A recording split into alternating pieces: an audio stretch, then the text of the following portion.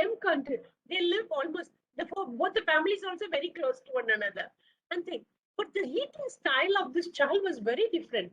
And I thought it is quite, because the way that you bring up a children independent, making them to learn from the small, it's very vital. Maybe probably in our education system, we are not really giving importance for this. Because at least when I see some of the countries, most the children are taught how to fold the clothes, how to make their bed, how to clean the room, and often they are taught, and that really makes a difference in their life. And now our boys, most of the boys, if you ask, they do not know how to wash the clothes, or how to iron the thing. So they have to fall back on mommy or sister, or later with the wife. But I think somewhere in our culture, we need to make certain changes that can help both man and woman to live a happy life. And this type of a cultural perspective, when you keep moving, you have to develop all your quotients, whether it is a quotient or an emotional quotient or an intellectual quotient, physical quotient or a spiritual quotient. But over the year in our culture, what change seen is there had been importance had been shifting from one quotient to the other in each culture. That is, earlier we were giving for only the physical, and then it was for social, and then were for mostly for intellectual, and then later they said emotional. And now they also think that spiritual is important. But that is to say, when we live in the society, in our way of living or living, the cultural elements, the importance that we give for different quotient differs. But all these quotients are very important. I know you must be learning about these quotients in different form. And coming to this cinema, as all of us know, it's something very beautiful. It brings out the creativity of the individuals. And sometimes I used to wonder how they could think and act and express themselves very nice. And something unique of these cinema that we see is that it reveals the culture of the society and on a particular time. Now, certain movies, if you go back, that will speak about how TB had been a contagious one, like Palam Palamam and all that. Or like if you take Mai, that speaks about how leprosy had been contagious disease and how it has changed. So it is cinema means it's not only entertainment, but it reveals the kind of culture and all that. I remember when I was growing, my mother is a person who simply enjoys life, and almost every week we used to go for a movie. It is almost like a must. Like the weekend, we are out for movie, and my mother enjoys going for opening shows for Shivaji's movie, and she used to take my elder sister whenever they have opening show, they go for the movie. And when there are good movies come, then she will say, "You must also see." She's very much insist that because I was also a Bharatanatyam dancer. Any movie that comes with a good dance, she will say, "You must see that movie." And it has a beautiful dance, and then she will take me also for the movie. And some places now, like Sholay, Barbie, and all that, that Hindi movies. That time, my brother was studying in Lawrence School, Loudale. Those days, going to Ooty and seeing Lawrence School, Loudale, and all, it was not possible. So she said, this particular movie was taken in your elder brother's school. So you can see that school in the movie. So it is good to see. So in a way, a movie takes you to a different world, places that you cannot see. So it has a lot of positive things in it. But it is like a two-edged sword. You can also wrongly get influenced by that. Getting a wrong influence happens when you are not making it as a real analysis or making it as a learning. are choosing the right thing. So that way, it is a matter of choosing how it is, especially for a youth. Um, Many times, the hero worship that goes with the cinema happens mainly because they are carried away by only a person who is empty within. They will keep somebody else photo. In my classes, nowadays online classes, they keep the photo. I never allow anybody to keep any cine actors. I always just tell them, your face is a beautiful face. And I love to see your face, not any cine man or any ad, a woman that comes in the ad. No. God has created you as a masterpiece. And there are a lot of things we need to you as you are. So when you admiring it, you don't fall what the cinema as a thing. So how to use it, how to learn from it, and then just leave it. If only you just take it as an entertainment, then it becomes very different. It's how what you take. It's like a river that flows. The measure that what do you want it, you take it and then you leave it, that it keeps growing.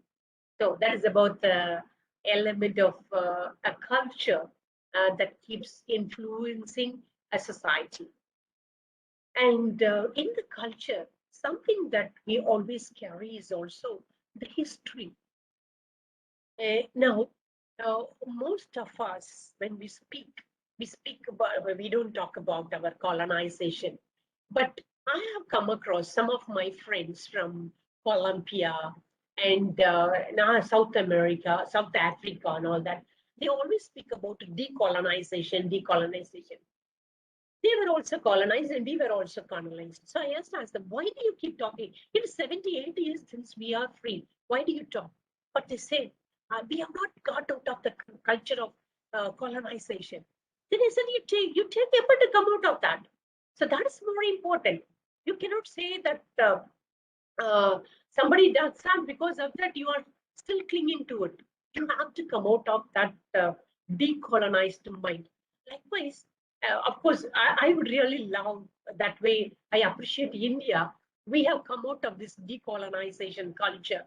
Um, but some of the countries has a very wrong, very negative setback of this past, which has an influence on culture.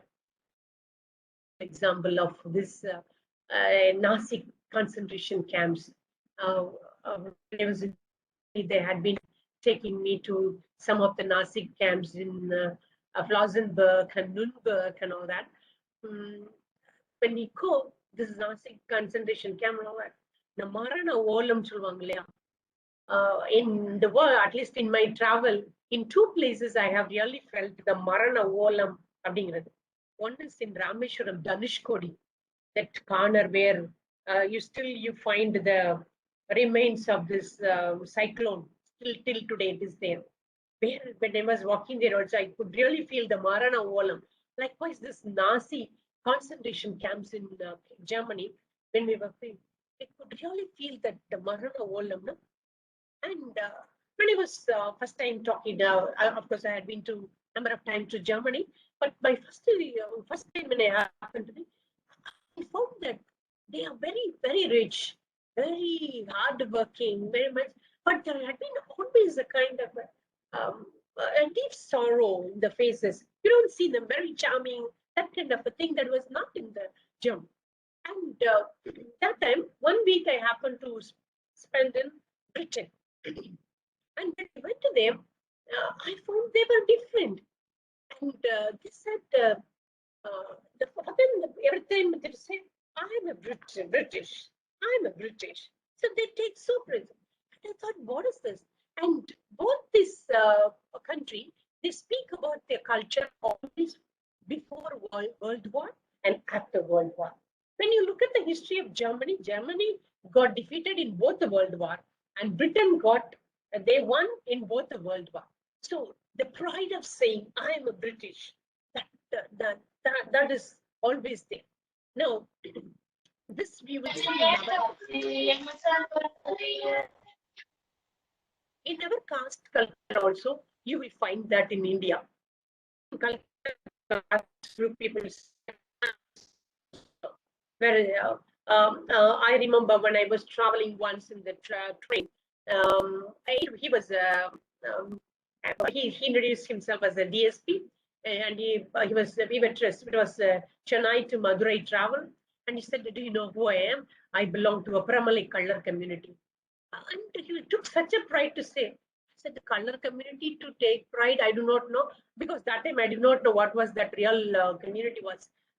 So certain culture they take pride because they think that they have a very influencing past.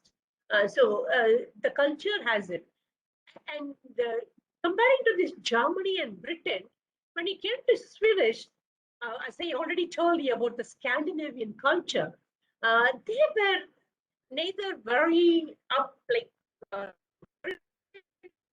British or they were dominated German. Then I asked what happened. What about your role in the World War? Then they said Sweden did not. The Scandinavian countries did not take part in the World War. So it is there, they maintain. For them, it is always peace. Peace. We want peace. So that is being echoed in the culture. So it's very important where we grow, where we live with the people with whom we interact, because we keep imbibing all these their belief system, the values, the thought process, all that go into it, and it keeps influencing us. So that is about culture. Now we come to another very interesting topic called ideology. It is also actually a part of culture. This ideology, they say, it's a lens through which a person views the world. You wear a green glass, you see the world green. You see the blue glass lens, then you see the world blue. So it's like that. So it is broadly understood to refer to the sum total of person's values, beliefs, assumptions, and expectations. So, and it is existing within the society, within the groups, and between the people. So everywhere you will find this ideology which exists, and this ideology is actually driving in the each society in a very different way. But when you, before going into these different ideology, one thing I always tell myself is like Tirukkural in Purutpal, the meaning system that we are saying, Purutpal. What he says is, எப்பொருள் யார் யார் வாய் கேட்பினும் அப்பொருள் மெய்ப்பொருள் காண்பது அறிவு. 1000 பேர் 1000 idea கொடுக்கலாம், ideology கொடுக்கலாம். பட் என்ன பொறுத்த மட்டும் I should tell my self, எப்பொருள் யார் யார் வாய் கேட்பினும் அப்பொருள் மெய்ப்பொருள் காண்பது அறிவு அப்படிங்கறத நான் எனக்கு சொல்லிக்கணும். I cannot keep on taking all the ideologies that are expressed by different people from different backgrounds. And these types of ideology, when you look at it, you know that we have seen the fundamental systems. These things, there are different ideological labels are being used.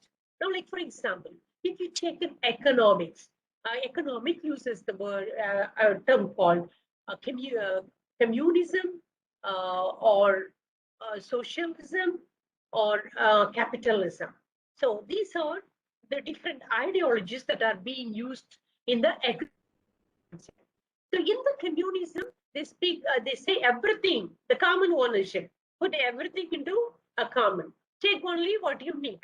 So the ownership goes with the government, and all the property, all the production, everything is owned by the government, and government you can take as per your need. That's what the communist you would have come across, the Marxist, or they talk about this. Whereas the socialism is a little different. That says government enforces social and economic equality. Government provides goods and service, but you can also take it for yourself. You can also do yourself. So there is a possibility that you can go with the socialism. And capitalism is another where the means of production goods or services are privately owned and operated for a profit.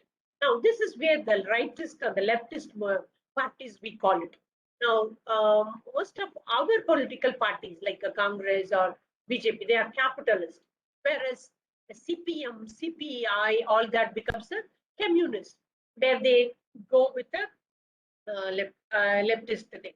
So these are the different ideologies we use in the economy. And at the same time, for when it comes to the social has a libertarianism and the populism. And they again talk about how social behaviors have a key constraint, and government has a limited intervention, whereas populism is the traditional social behavior. So you go by the public services, and the government takes care of everything. That is a social. And in the political, there is a liberalism or the conservatism. Liberalism says, oh, okay, there is no constraints. You remove everything. Everything is free. Conservatism is again the traditional things. It is again the government has to have a control over everything. So that is a political thing. And in the religion, of course, we will see it again, the secularism and the fundamentalism. Secularism, as you know, that we respect everything, but fundamentalism think that my religion is the best. That is a fundamentalist. And gender also, we have a different ideology. That is, we speak about the feminism. The feminism, the different type of things one by one. Now coming to these economic system of an ideology, which speaks about where communism speaks about government owning and all that, as I said, and communism speaks with goes with the command economy, and where the socialism goes with the mixed economy, and capitalism goes with the free market economy or free enterprise. And when it comes to the political from political and then economic together, when you look at it, usually the communism and the socialism are aligned to the political left, as they go with the leftist thinking. The other half of the socialism and capitalism goes with the political right thinking. So this is how it is being done. Now, if we take our government, we do not go with the communism. We call ourselves as a socialist country, but we also have a lot of capitalistic views being followed in our ideology.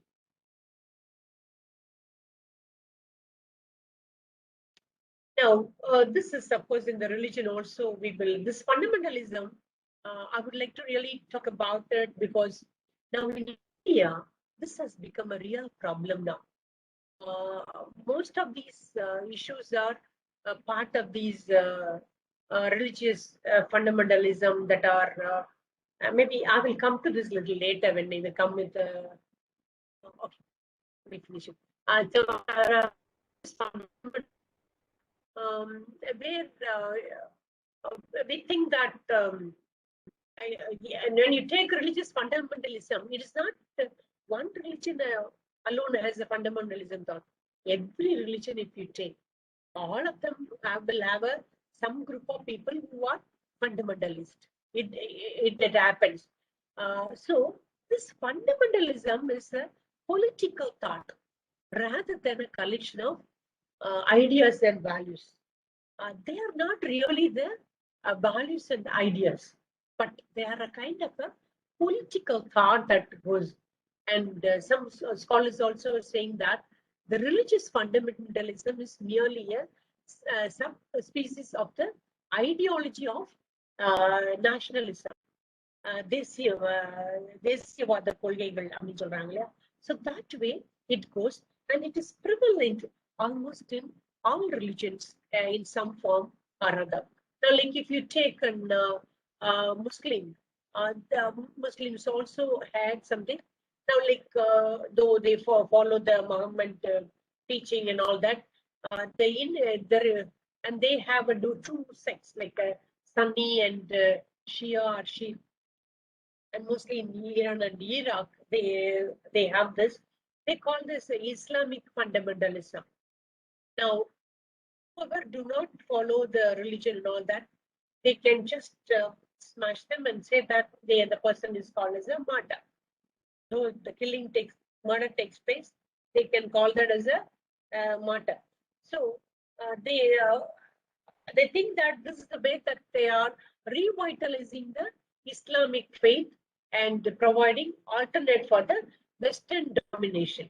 So Western domination means Western is largely done by the Christians, and they want to counteract of what it is being done. So that is a Islamic thing. Christians also have the same thing. Though it is a world religion, they have a different thing. Catholic, Orthodox, Protestant, and all that. And sometimes those of you who are not in the thing, you may not even among ourselves, many times we do not know who belongs to which part of division they belong to. And here also, some of them, like in Tamil Nadu, now if you see Pentecostal mission, they're very strong.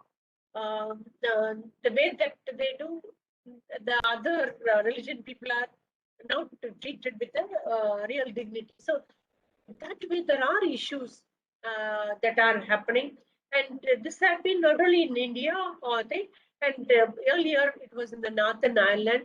It had been a real problem for the working class Protestants and the fundamentalists.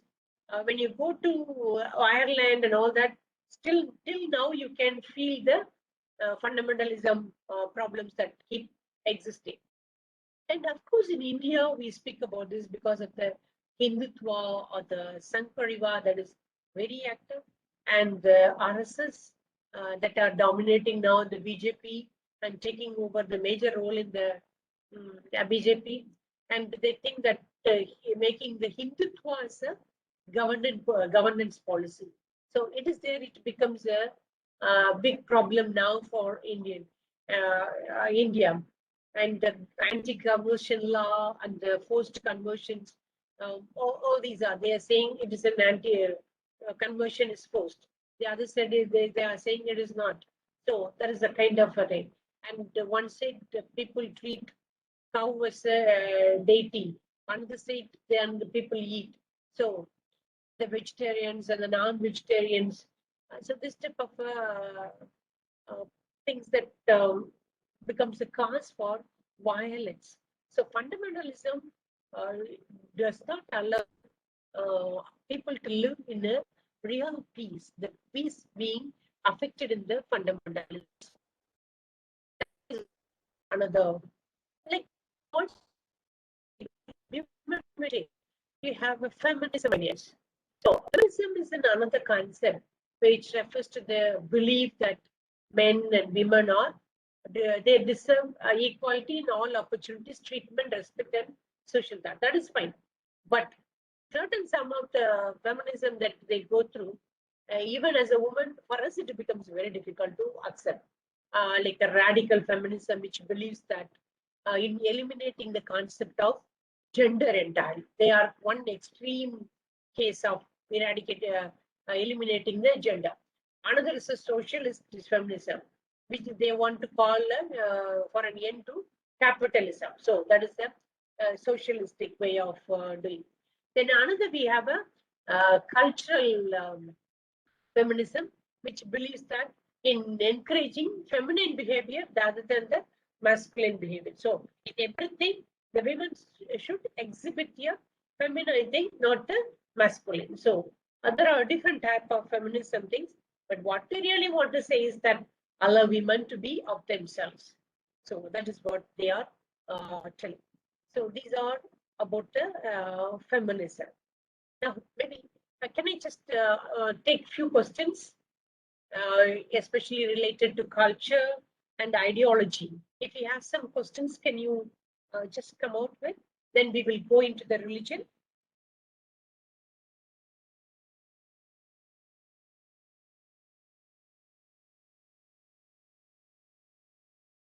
Students, am I getting across to you? Anything that you would like to add on? Or anything that you like to ask?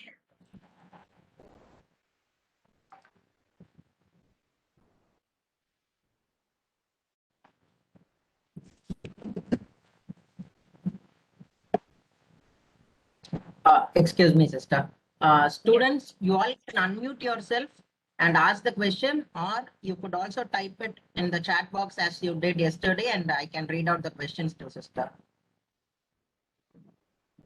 Thank you, sister.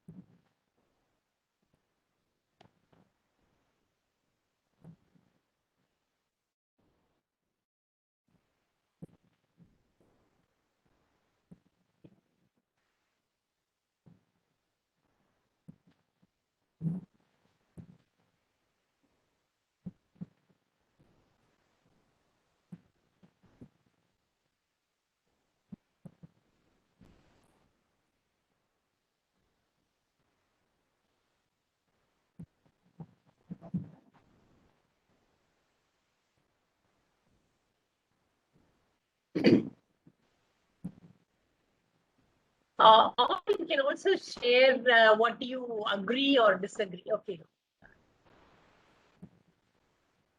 Somebody has question. Yes, sister, once again. Regarding India, when we go to different states, why there is a difference in accepting the culture of other people?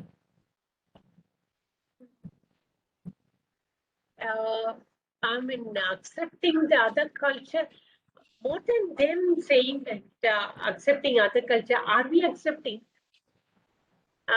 When you travel to other places, automatically we become very docile. We become flexible. When we are flexible, then automatically they accept us as they are. So it is not they accept it. You make yourself in such a way that they are able to accept us. So I think, is that the thing that you want to ask, or anything else that you want to? Or I ask you another thing. What that you are talking is it from a tourism point of view or anything else?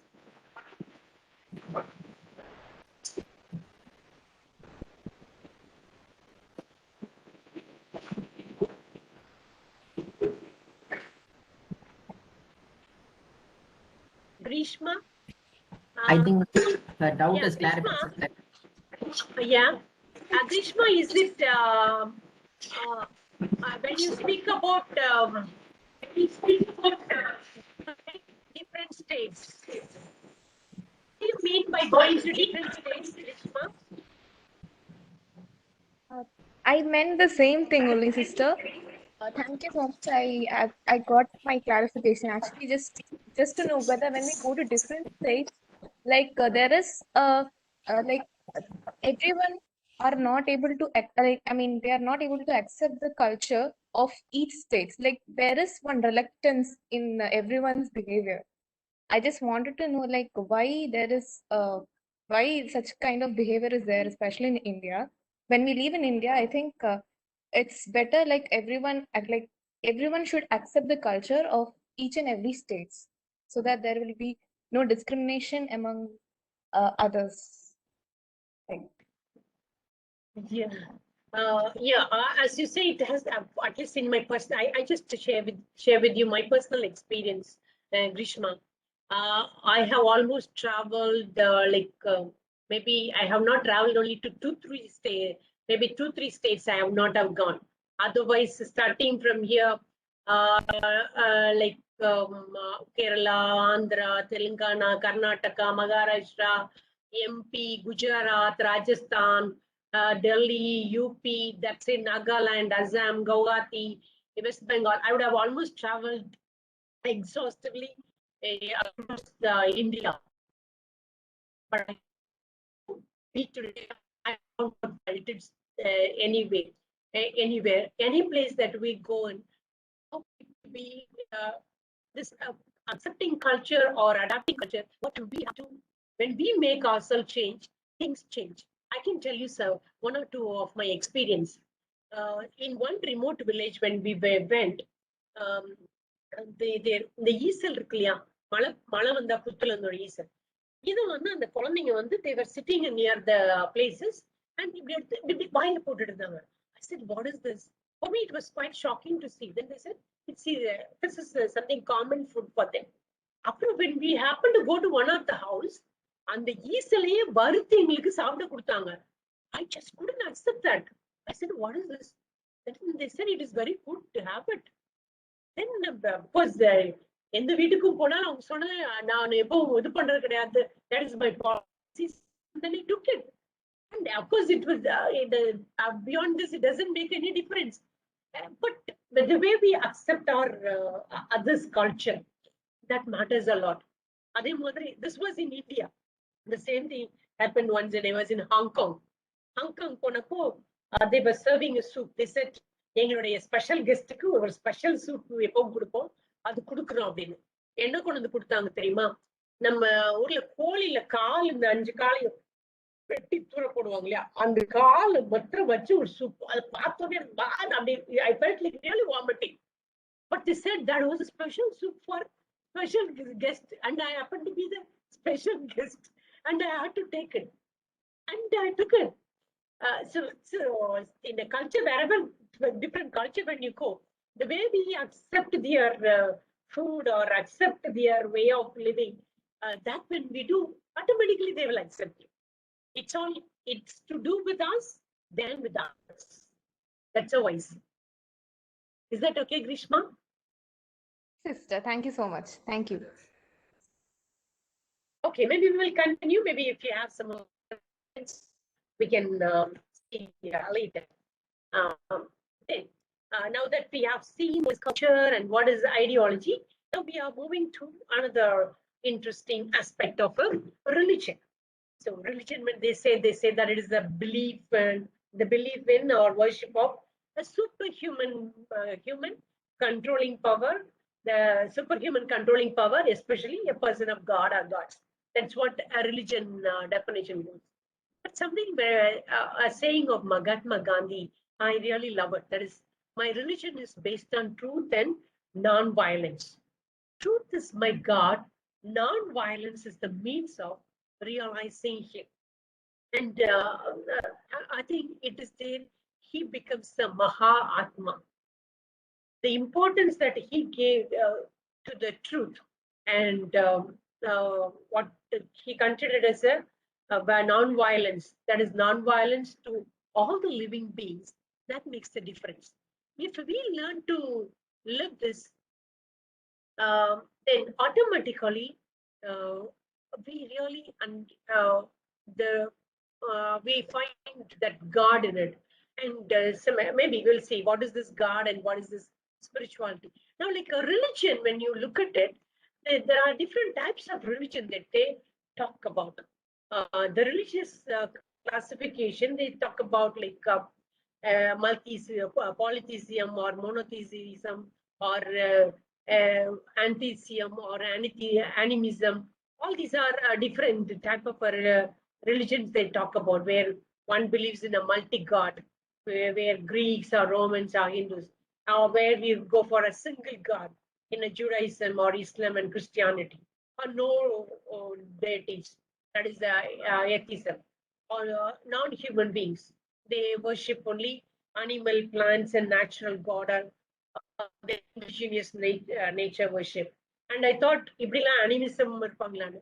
Lately, I happened to go to Wayanad area where I was there, and I had a scholar who was from a particular tribe, and he said, "Ma'am, I will be happy to visit if you visit our tribal hamlet. And I went, and they took me to a worship place, and I found it was a mud hut, did not have electricity. Of course, everywhere there was electricity. For them, in a worship place, they don't have electricity. Everything is nature. And inside, when we went, only one lamp was um, there. They said, we believe that our ancestors live here, and they live in the trees, they live in the birds, they live in the light. That's all. So that is an animism they have. So this type of a different religion that beliefs that we come across. Of course, as you know that India is known for the divergent religions, starting with Buddhism, Hinduism, Jainism, Sikhism, Christianity, Islam, everything is there. Population wise, all of us know that Hindus are the majority in India, that is 79.8, and where the Muslims are 14.2, and Christians 2.3, and others 2, and the Sikhs 1.7. So this is how the religious demographics stands. But though we have different religion, we speak about secularism that was built into the constitution. We call our country as a secular country, where we want to give liberty, equality, and fraternity and justice for everybody. So we want to give a religious freedom for everyone. And we want everyone had been enjoying the fundamental rights, which included the freedom of practice and propagating any religion of his or her choice. This there. But lately, this was the practice of the secularistic freedom that we enjoyed. But now, over the years, especially in the last few years, we had been going through a constraint, like especially 2014 onwards, we are going through certain things. If you look back to an Indian history, based on the religion, there had been communal violences. It's only based on the religion. Now, like in Hyderabad in 1948, it was just soon after the independence. The Hindus in Hyderabad were killed, up to 40,000 were killed. In 84, Sikhs in Delhi were killed, more than 3,000 were killed, especially Indira Gandhi was killed. Then the Muslims, primarily in Mumbai, 93, the communal violence that took place, and the Gujarat in 19, the genocide that took place. That was the thing. Or in for Christians in the state of Odisha, it was in 2008, the Christians, Stephen, that pastor who was killed and all that. So these are, he was an Australian missionary who was killed. So this had been a history based on religion. These are this century or the previous century had been facing communal violence in India. So this is the root cause of the fundamentalism that are coming in, or there could be also that we really don't understand what is religion, and higher than that, there is a spirituality. Each religion has its own spirituality, and if we understand what is the spirituality, we will not go in for the fundamentalistic ideas. All religions started as a spiritual process, but what happens is we have left the spiritual process and we are just clinging on to the religion. So this spirituality is something beautiful in every religion. Every religion has its own spirituality, and it connotes an experience of connection to something larger than you. That is a superpower that is existing, and living everyday life in reverent and sacred manner. So you try to see the divinity in everything, in every person, every inordinate things, everything that you try to see. That is where that experience of spirituality comes in. And if you experience that, then automatically your journey from religion moves into a kind of a responsibility of safeguarding um, your fellow beings. So because you have the divinity that is present everywhere, then automatically you try to see things in a different way. So for me, what I see is that a religion, when you say it is a சக மனிதரின் பிற உயிரின் மாண்பையும் தெய்வீகத்தையும் அடையாளம் காட்டும் கருவி, அவ்வளவுதான். It's only ஒரு instrument. அதுல போய் தொங்கிட்டு இருக்கிறதுக்கு அதுல ஒண்ணுமே கிடையாது. So it has to reveal the dignity and the divinity of the fellow beings and other living beings. If it can do that, I think that is the best thing that a religion can do. And if we follow that, then the religious fundamentalisms will completely go away. And in this context of looking at the society that is that different of socio-political thing, and another meaning system based on the ideology, on religion and all that. How we as an educationists, and now that the COVID situation has changed everything into a simply shattered the people. People believe in different things. People don't know what's happening. The human loss of life is so much. Many don't know what is happening. A kind of a depressed mood, and it is very pathetic to see the children not going to school for 1.5 years. Like in the villages, you see them now whatsoever thing. So to these people, when they are going to come back to you as a student, deal with the situations. How do we understand this phenomena of this? And you as an educationist, what my request or an appeal to you is that when you are in the field of an education, reaching out to the people, reach out to the vulnerable and the needy. Especially in your education, give as much as priority to women and the children, and especially the female children. It is very important because for a woman, if at all we speak about the women's emancipation or an empowerment, they have to be educated, and they may have their own difficulties. But we need to understand, we need to accept them, and then we have to journey with them. So it is very important. So because for women, many times the struggle is whether to take care of the family or the child. But sometimes we may have to, they have to strike a balance. I remember one scholar who was she had a PhD, JRF scholar. She was working with one of our senior professors, and then she got married. The family was very forceful, and then they said you have to get married, and she got married. Then after getting married, the husband family was very much pressurizing that she should have a baby. And she was in a dilemma because she was a JRF scholar, whether to continue her research or to go for a baby and all that. Then she came to me. She asked, "What do you think?" I said, "You as a woman, as earlier the first first child, it's good for you and for the baby. So it is better that you do." And she did have the baby. And on the maternity table, from there, she called me. She said, just now I gave birth to a baby, and I wanted to tell you I have given birth to a baby because of you.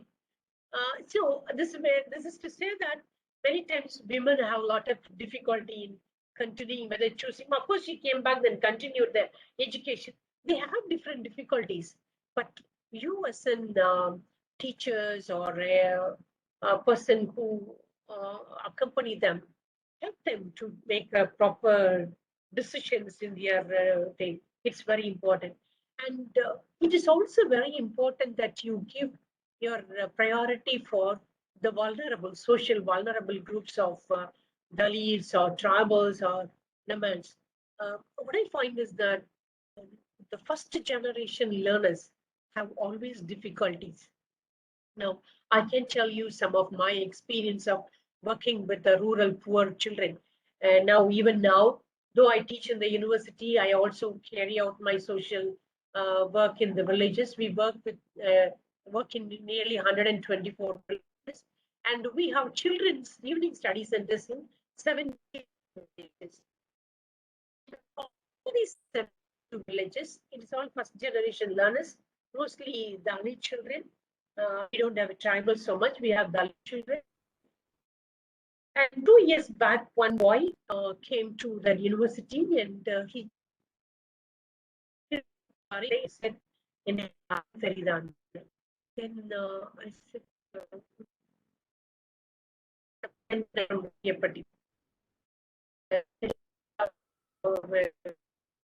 கவியழகு என்னப்பா எப்படி இருக்கிறேன்னா then he said நான் எதுக்கு வந்திருக்கேன் தெரியுமா I have completed PhD and just wanted to tell you completed my PhD. I really got shocked because I have seen him as a small boy in the study center and he said I wanted to tell you personally because அந்த நேரத்துல எங்களுக்கு நீங்க எங்களுக்கு வந்து படிக்க சொல்லி we would have done that. So for a Dalit boy, first generation learner to reach PhD, it's something very beautiful. And once there was another, it was an MBA class. I was teaching research methodology, and in the first class, there was a boy. When I asked them to introduce themselves, one boy was very familiar, and he was smiling at me all the time. And so he is very much known to me. Like for me, also it looked a thing, but it was a bit vague because we deal with more than 1,500 children. Then after the class, he ran and came and said, "Enna yarun therida?"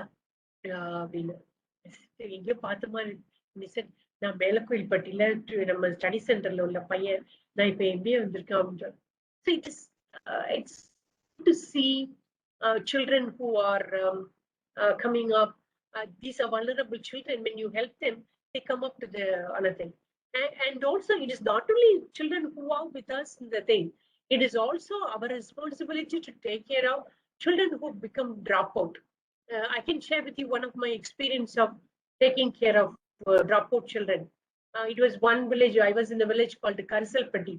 So when I went there, my only work was to pull up all the dropout children, all the 10th failed, 12th dropout, and 11th, 12th, and I made all of them write their papers, completed everything. And one boy, now he is a principal of Velamal School in Tanjavur. And he used to say, அன்னைக்கு எங்களுக்கு நாங்க இன்னும் மாடு மேய்ச்சிட்டு தான் இருந்திருப்போம். Just because you pulled us and made us right, today we are. And another boy is a headmaster. He used to say, நான் கூட எங்கேயாச்சும் ஓனாங்கரடு தான் தேடி போயிட்டு இருந்திருப்பேன். இன்னைக்கு if I am told I'm here, it's because of you. So that is to say, in the vulnerable group, if only you pick up and give them motivation, and they make a like they are poor, the migrants, and the unemployed, even to all these people, we need to have, because each of you sitting here, you are going to be the architect of the society. Many young hands are going to fall into your hand, and how you mold them, how you are going to fashion them is your understanding, or how your heart goes out to reach out them matters a lot. If you embrace them with an compassion and understanding, they can really come out with with all their potentials. And in this pandemic, especially the current situation, one analysis showed that this pandemic has created a kind of a social. The schools have closed, and there had been restriction. There had been death and the sickness, and there had been a reduced finance. This is the situation. In all that, what has happened is because of the schools have closed, the learnings have deteriorated. Now, even what we are sitting here is a symbol of that. In my classes, I always love to see my children because faces of the index of the heart or the understanding. Just looking at them, you can know whether they have understood, or who is listening, who has been preoccupied with something. So this is when we are really missing out. Now, though I am talking, I do not know, I do not know the 180 faces to whom I am talking to. So this, in a way, it does not promote a kind of a good learning or a good interaction. And it also, from a girl's point of view, it is, and because they stay at home, even they are forced with an additional household. I remember one of my students, she was telling, ma'am, நம்ம உட்கார்ந்து class கவனிக்கணும்னு நினைச்சாலும் சொல்லுவாங்க, இந்த மாவு போட்டிருக்கல, அதுல கொஞ்சம் தண்ணி, கிரைண்டர்ல கொஞ்சம் தண்ணி ஊத்தினேன், இந்த அடுப்புல ஒன்று போட்டிருக்கல, அதை கிண்டு விட்டுறேன். So they have to run, and when they miss the connection with the class. So these are the problems these children are facing now. And of course, their income becomes low. And now, even the +2 children, some of the parents, many of them now who call, they ask, பிள்ளை எங்க போடுறேன்னு தெரியலையுமே, கையில காசு இல்லையேமா, எந்தல போட்டா நல்லா இருக்கும். So that is a problem that they are facing. Another problem that I don't know whether you came across, there are also the gender differences. Both the sexual violence and the gender-based violence also are more in number, because especially நம்ம குடிமகன்கள் எல்லாம் டாஸ்மாக் தான போதெல்லாம் they showed on the women. And so that becomes a problem. And it has also led to a kind of an early marriage. I can tell you one life story that has happened here in our place. In the early lockdown, I remember one girl, we have a community college here. அந்த community காலேஜ்ல அவங்க வீட்டுல இருந்து கொண்டு வந்து விட்டாங்க. ஏன் அப்படின்னு சொன்னா, வீட்டுல இருந்து அவளை சீக்கிரம் கட்டி கொடுத்துருவான். மாமா என்ன முறை மாமியா பக்கத்துல கேட்டுட்டு இருக்கான், அவன் லவர் ஒரு பக்கத்துல கேட்டுட்டு பிடிச்சிட்டு இருக்கிறான்.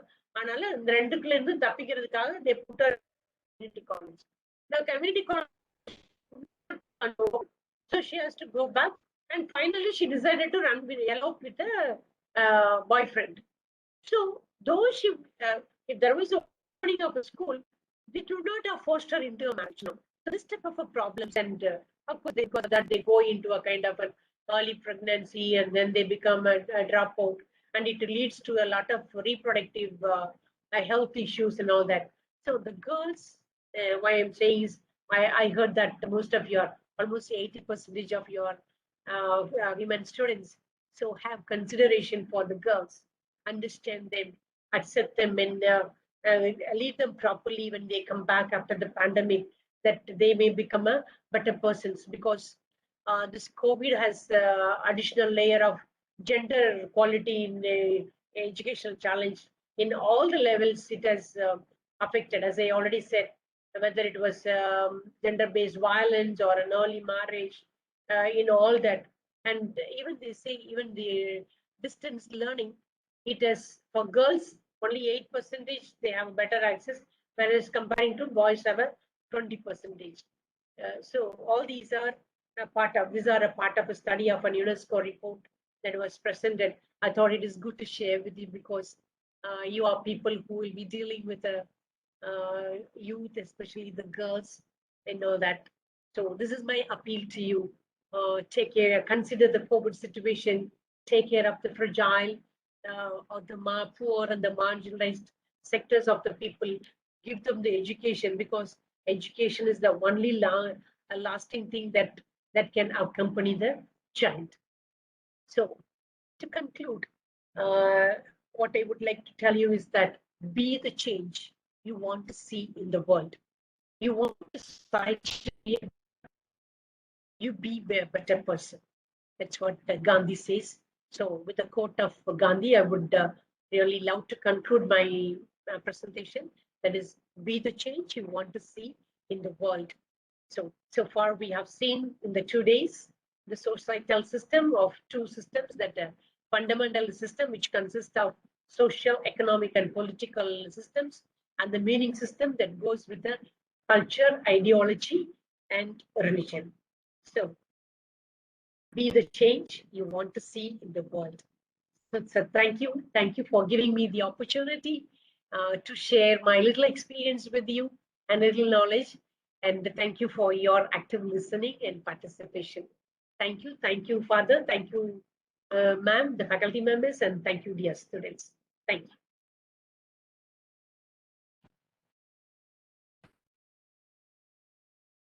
Thank you so much, sister. It was a very interesting and an informative session. You gave a lot of examples, which made it more nice.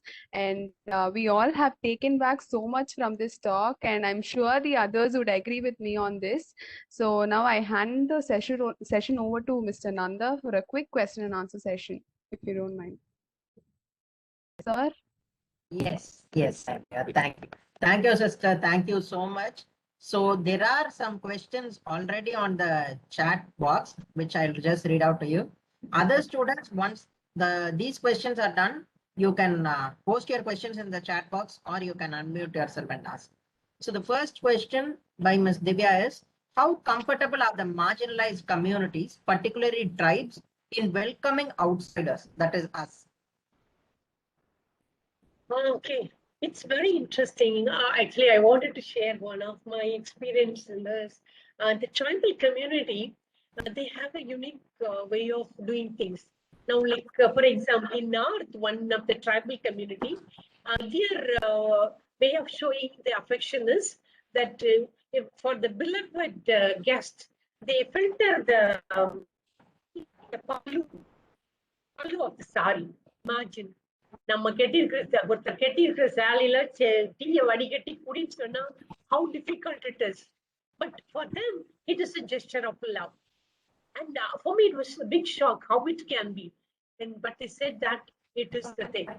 And when we joyfully accepted that and drank that, they were very happy. So when we learn to accept their tribal culture, I think they accept you as they are. The simple thing is, as Gandhi says, be the change that you want to see in the world. You accept them and they accept you. That's what I have seen. Yeah. Thank you, sister. They become, yeah. Thank you, sister. Next, there is another question. When asked for women's rights, people term it as Western culture and blame women who go against Indian culture. Why is it that so, sister? Is asking for rights is depending on culture being taught? To me, I personally don't see much of difference between a Western culture or an Eastern culture when it comes to the women, because there also women are beaten up and all that. Maybe their dressing pattern differs. That because of their cold climate and whether they have to wear it like that and thing. But here also, when we ask for the rights, one thing we as a woman, what we need to realize is nobody needs to give us the right. You take your right. Human right is a woman's right. இதை யாரு நமக்கு கொடுத்து நமக்கு வாங்கணும் அப்படின்னு கிடையாது. We assert ourselves, we take it. வேற எவனும் ஒருத்தர் நமக்கு ரைட்டு கொடுக்கணும்னு என்ன இருக்குது? தேவையே கிடையாது. நமக்கு இருக்கு, நமக்கு உரிமை இருக்குது, நமக்கு ரைட் இருக்குது, நம்ம எழுதுறோம் அப்படின்னு நினைச்சு நம்ம போக தொடங்கணும் அப்படின்னு சொன்னா then life becomes different. யாரோ நமக்கு ரைட் கொடுத்து நம்ம வாங்கணும் அப்படின்னு நினைச்சோம்னா then we make a mistake. That is how I see. Thank you, sister. Thank you so much. And then there is an observation from Ms. Vedashri. I was in Germany for 4 months. I got a chance to understand their culture. But when I came back to India, I felt that I can identify myself better with their culture. Of course, I don't belittle our culture, but when we have this crisis that we fit into another culture better, how do we get out of that thought? Appreciate culture which has helped you adapt yourself to another culture.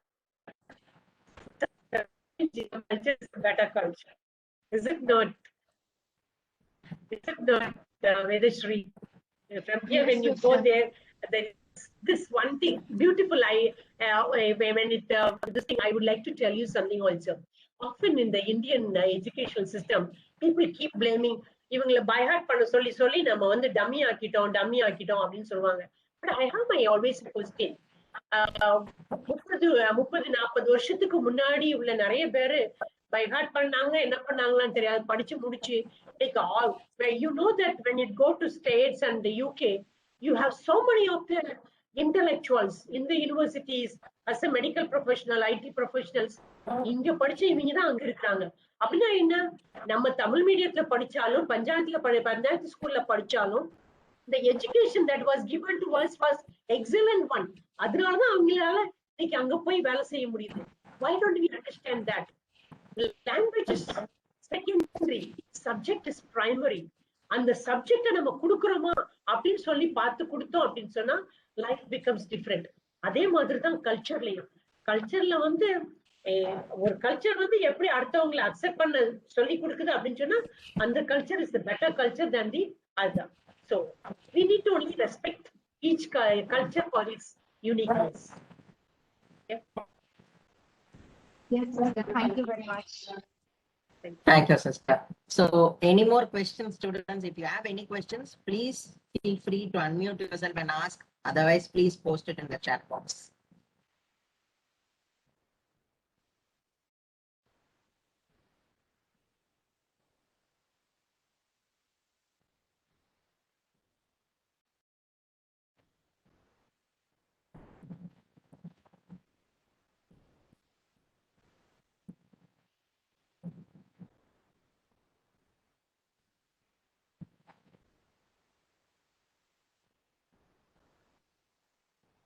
Okay, so final call for questions. If any, please ask away. Sister is waiting to answer for us.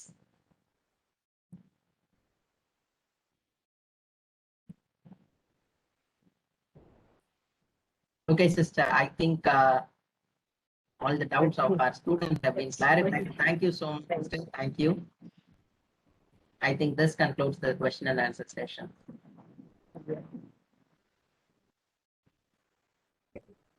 Thank you, sir, and thank you, sister, for patiently answering all the questions. Now, I call Reverend Dr. Sebastian Susai, SJ, Secretary of Loyola College of Education, to say a few words. Good morning to you all. Hope you are able to hear me. Yes, Father. Am I audible to all? Yes, Father. Okay. Hope all of you are in good health.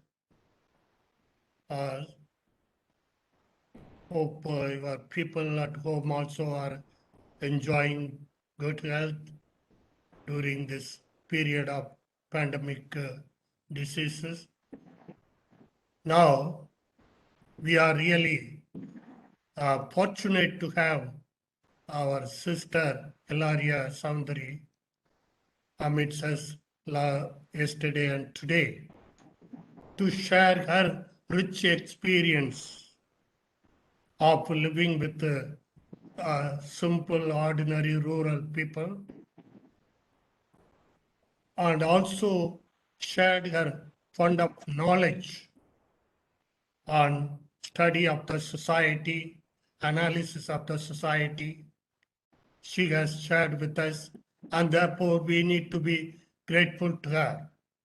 At the outset, I would like to thank Sister for sharing so much of her experience and her knowledge with our would-be teachers.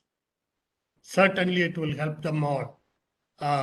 Most of our students are nearly 80% of the students are female students, as you may know. So it's an eye-opener, especially the last aspect, that culture. They were so much interested in that, and now the culture everywhere is changing. We don't know what culture we are in. As you rightly said, whatever culture you adapt, you think that is the culture, and at the same time, you respect the other person's right to enjoy his or her culture. That is if you have that basic attitude, then any culture will be okay with us. So such things were shared with our students. It is an eye-opener to our students. Especially you have clearly explained the socio-economic political scenario in our country, and then how we need to approach the whole problem, or then the ideology, religion, culture. These are the main aspects with which we have to live with day-to-day life. Unless we are fully aware of what is what, then it will be too difficult for us to live here on among these aspects. And also, as teachers, we all need to become aware of this, have our own analysis of this, and then somehow make necessary adjustment to live with all ideologies. At the same time, be deeply rooted in your own ideology and culture and religion, so that you are able to respect others of different ideology, culture, religion, etc. So really, it has helped our students. I'm sure they all enjoyed um, actively listening to your sharing last 2 days. Your presentation was wonderful with a lot of pictures, anecdotes, and uh, also some quotations, apt quotations above all. And தமிழ்நாட்டுக்கே உரிய அந்த சில பழமொழிகள், அது சில அவையார் எல்லாம் code பண்ணலாம்.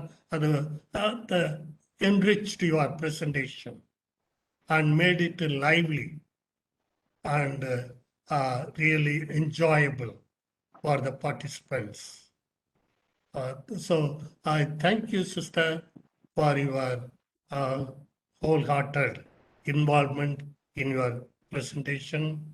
I'm so happy. I myself have come to know much about your work through your sharing now. So I really congratulate for what you have been doing among the grassroots people in several villages.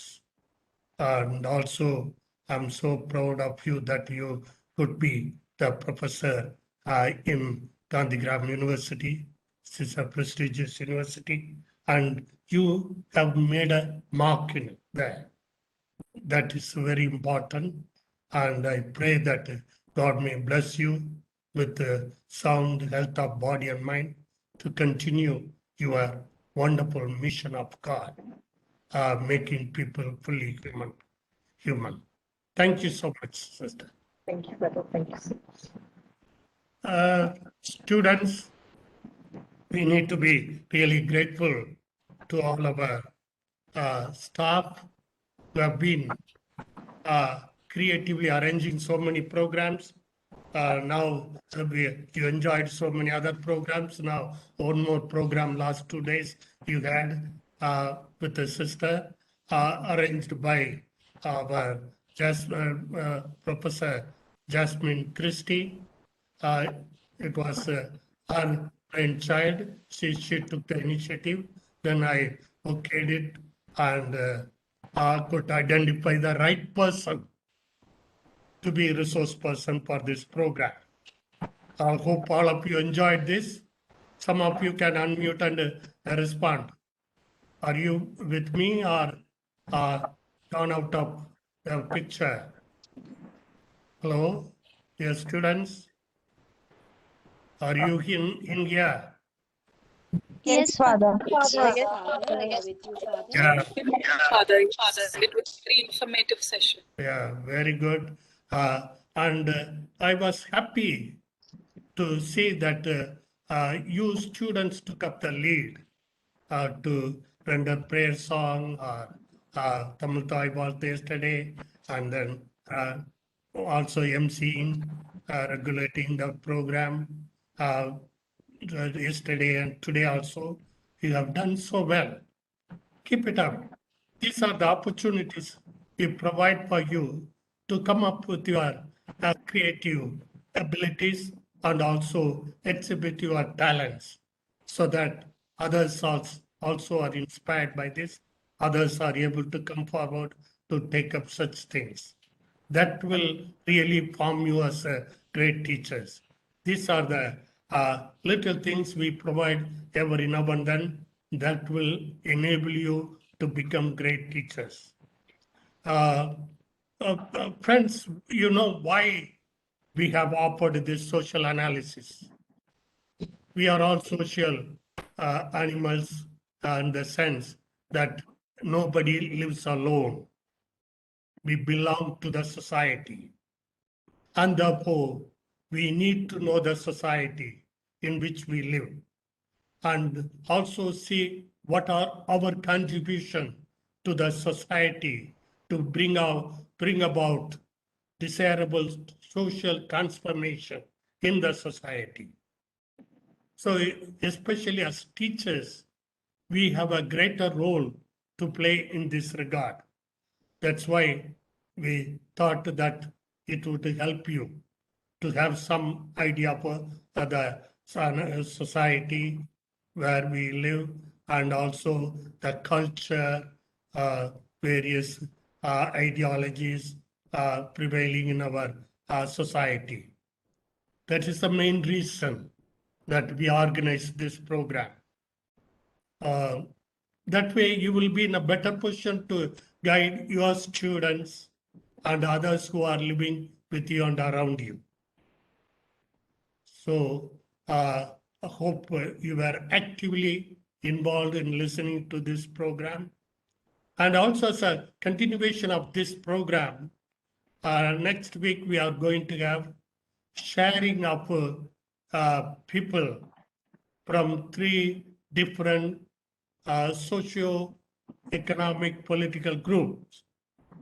We have 3, in fact, 4 social service centers. Jesuits are working among the grassroots people. For example, in Tindivanam, we are working among the Irulers. Some of you may not know who is Irular. Irular இந்த பாம்பு இதெல்லாம் பிடிக்கிறவங்க எலி பிடிச்சு சாப்பிட்றவங்க இந்த மாதிரி the most neglected group downtrodden group. So that is one group.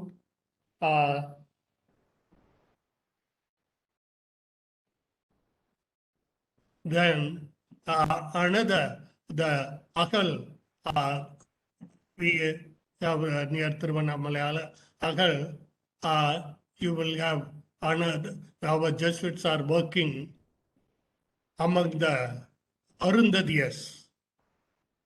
Arundhadir among the SC group, this is the least group.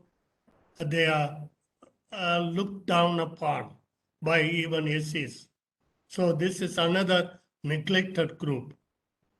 And our Jesuits, 3 of them or 4 of them are working among this group. Then Makapalayam, near this Salem, that area. Our Jesuits are working among the tribals. Again, this is another group, neglected group in the society. They consider us nobody, and we try to make them feel that they are somebody. They have the rights to live and enjoy all the rights of the people of this country. Therefore, some of our Jesuits are working among them.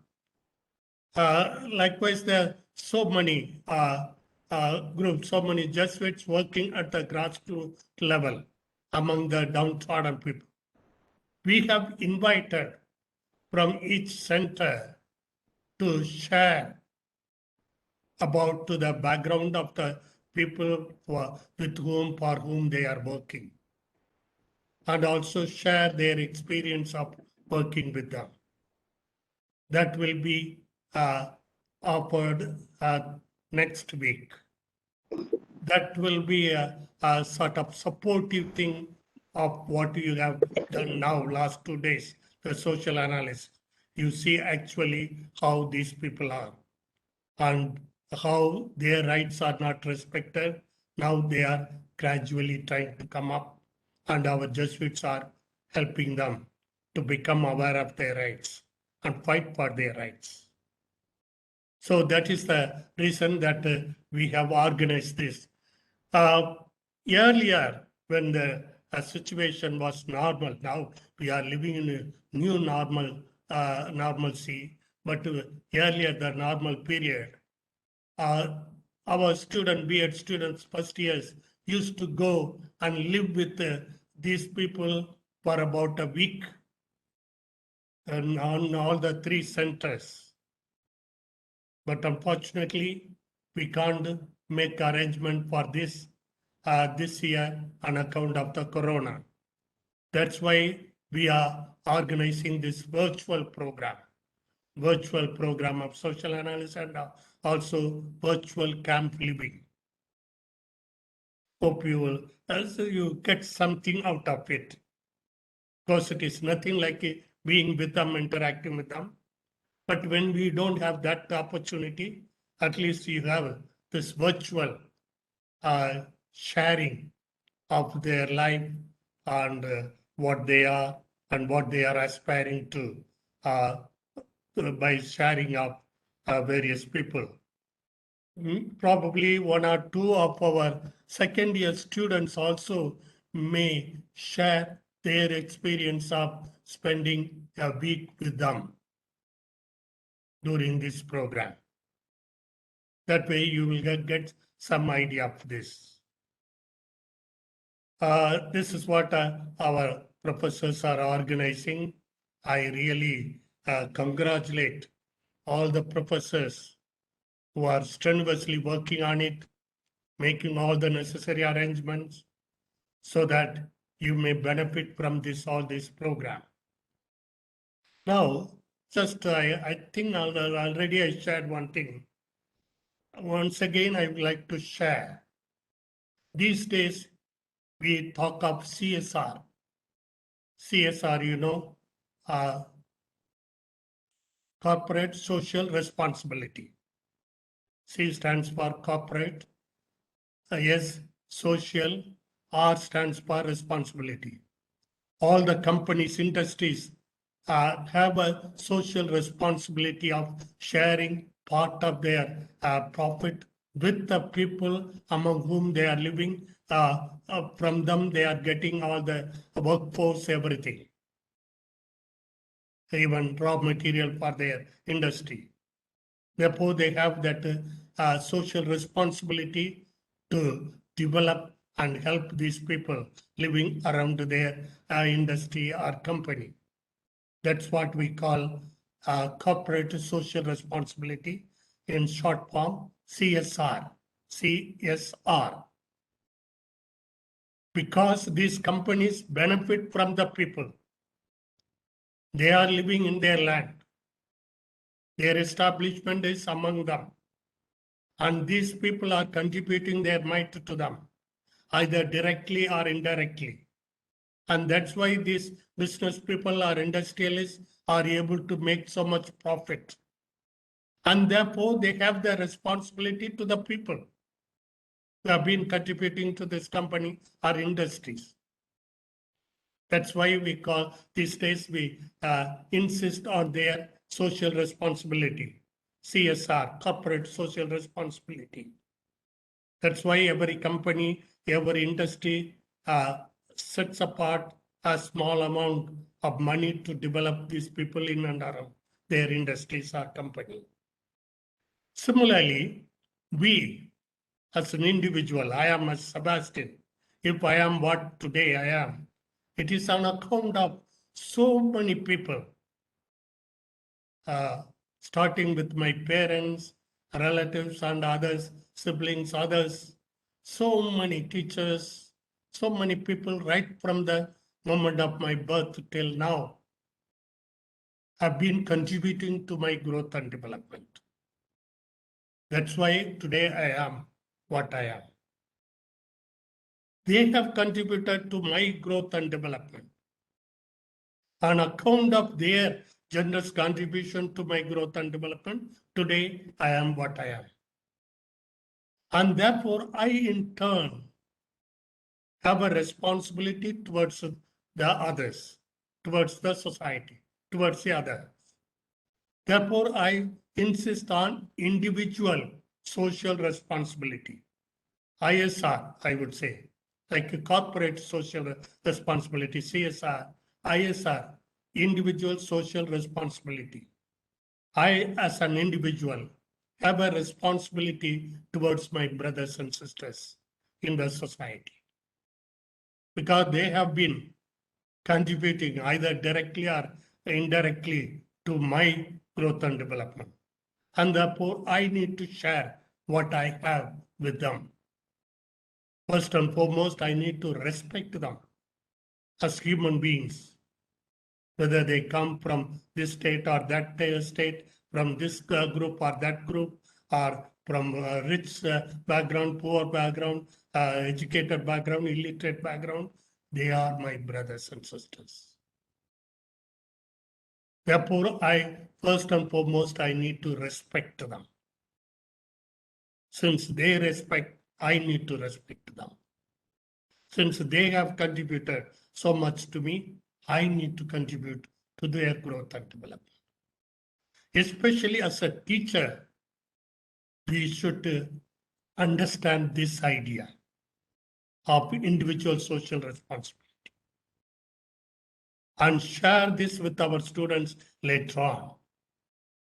That way, we will make teachers with the difference. We will be really communicating some important message to all so that real social transformation, desired social transformation takes place. And thus, all of us, irrespective of our religion, caste, education, status, that we are able to live as brothers and sisters in a harmonious way and peaceful way in this society. Caring for one another. How do we care for one another? By respecting, above all, by sharing what we have with others. That kind of attitude we need to develop as teachers. The caring attitude based on sharing. Sharing should be there. When there is a caring, then everybody feels cured of any sickness. All will live as brothers and sisters in this beautiful planet, our home, common home, Earth. So this is what I want to share with you, my dear friends. So deepen this aspect and try to live out this. Then you will become a better human person and very good teacher, great teacher. Great teacher who lives out his or her ideology and her life, his or her life speaks for what he wants to convey to others. Okay. So once again, I would like to thank all the people, including the sister, a wonderful resource person, the organizer, starting from Jasmine, Christy, Nanda, and other people who are involved, the students who are involved in this program. So hope all of you are in good health. Kindly take care of your health. In order to take care of your health, you must eat well. Don't skip morning breakfast. If you want to build up your immune system, if you want to strengthen your immune power, you need to eat well, and that too morning breakfast. Don't skip morning breakfast. And also take care of all your people at home and take some extra precaution for some more days so that everybody at home lives in good health. I assure you of my prayers daily. I remember you all in my prayers. God bless you. Thank you so much. Have a great day. Thank you. If you have anything to ask me, you may do so for 1 or 2 minutes.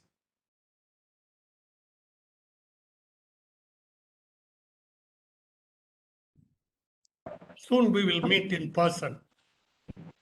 I am looking forward to seeing you all. Beautiful persons.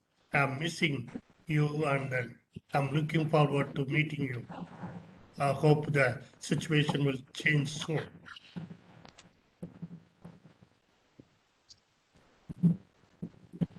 Good. Then thank you. Go ahead. Thank you, Father. Thank you for those words. So now I call upon Mr. Nanda K, Assistant Professor, Pedagogy of English, to give the vote of thanks. So, Yes, thank you, Jessica.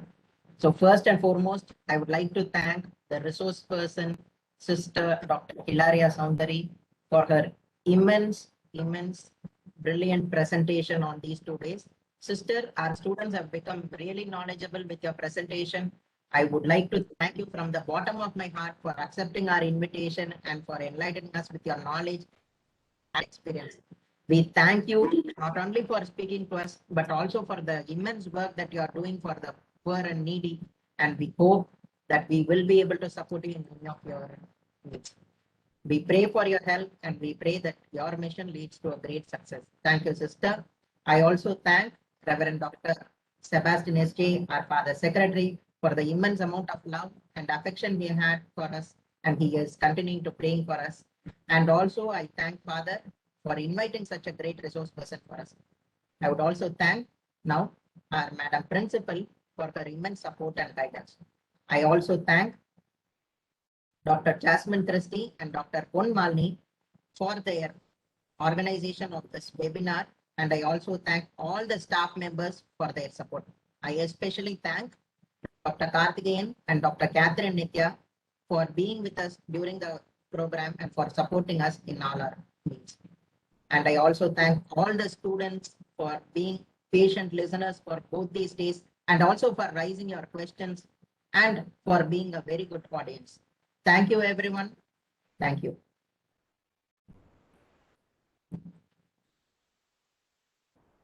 thank you, sir, for those words of gratitude. The feedback form has been put up in the chat box. Please make sure you fill it. Now, I request you all to rise up for the national anthem. Mrs. Vaishali, you can begin. Thank you. Vaishali?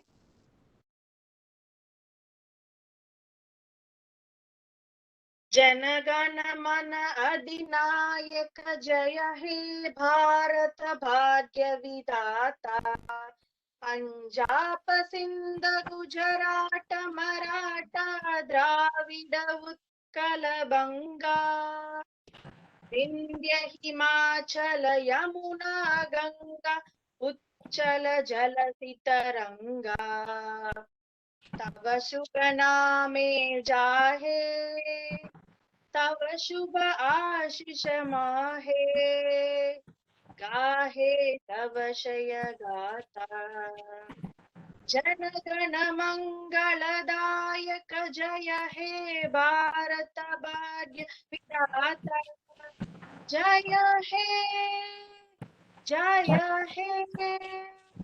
जय हे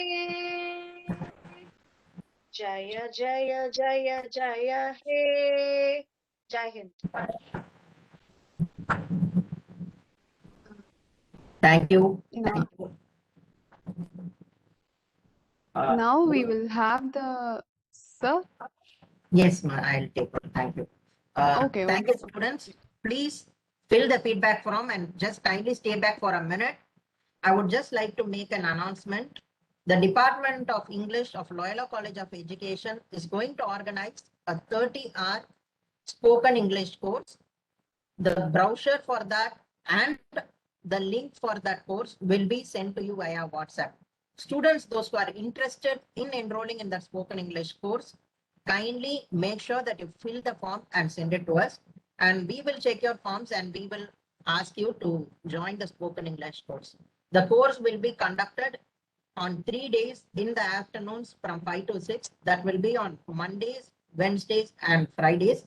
So the course will commence from the next week, God willing, and we will try to help you out as much as possible. I request all the students who are interested in the course to enroll in it.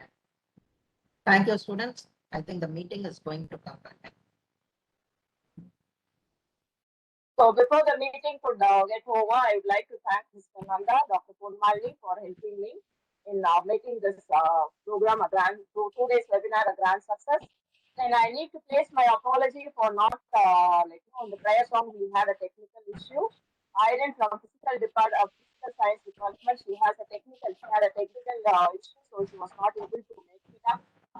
Right yesterday, Periappa, the death of, in spite of the death of Periappa, she was able to, accepted to give the prayer song, but unfortunately she had a technical issue. So I place my apology for that and thank all the students and the staff, especially for the secretary, resource person for helping me to make this program a grand success. I thank even the principal madam also. Thank you so much. Thank you. Sister.